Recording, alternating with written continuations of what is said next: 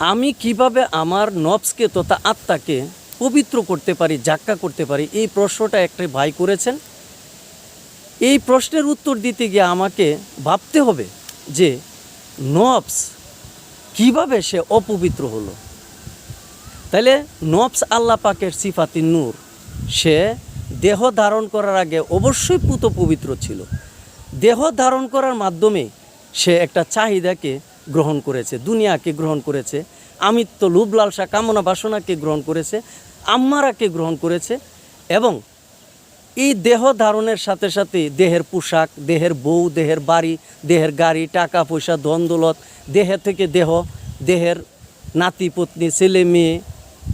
তাইলে বোঝা গেল দেহ ধারণের পরেই নফস এ দেহের চাহিদার জন্য সে কখনো অশ্লীলতা, কখনো কুকর্ম, কখনো লোভ, ঘুষ, দুর্নীতি, বিভিন্ন অশ্লীলতার মধ্যে, কুলসতার মধ্যে সে নিমজ্জিত হয়ে গেল, সে এটার ভিতরে ঢুকে গেল। তাইলে সে নিজেকে কুলসিত করলো। তাইলে পবিত্র হওয়ার উপায় কি? ওই যে দেহ না থাকার সময় যেমন সে পবিত্র ছিল, তাহলে দেহকে বর্জিত করতে পারলে, বিচ্যুত করতে পারলে সে পবিত্র হইতে পারে। তাইলে এই দেহকে বিচ্যুত করতে হবে। তাহলে এটা কিভাবে সম্ভব? কামেল মুর্শিদের হাতে বায়াত রাসূল গ্রহণের মাধ্যমে আপন দেহকে বিচ্যুত করা সম্ভব, যাকে বলে মরার আগে মরা।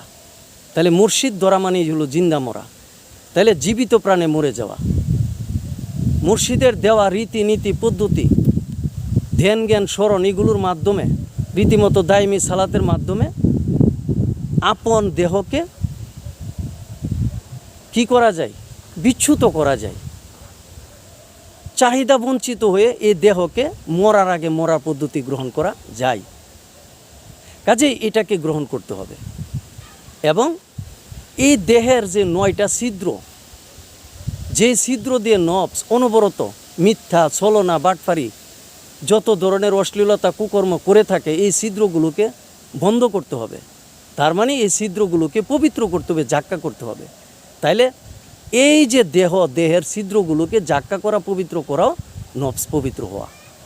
কাজেই মরার আগে মৃত্যু, তার মানে মরার আগে মরার জিন্দিগি গ্রহণ করতে হবে। তাইলেই নফস দেহ থাকতে দেহহীন হয়ে যাবে, দেহ থাকতে সে শূন্য হয়ে যাবে এবং নিজেকে তার পরমের কাছে মিশাইতে পারবে। তখন সে পরিশুদ্ধ, পরিপূর্ণ পরিশুদ্ধ হয়ে, খাঁটি হয়ে সে নিজেকে শূন্য করে তার পরমের মধ্যে, তার রুহের মধ্যে সে ফানা হয়ে মিশে গিয়ে একাতিত্বে লীন হয়ে একে পরিণত হইতে পারবে। ধন্যবাদ।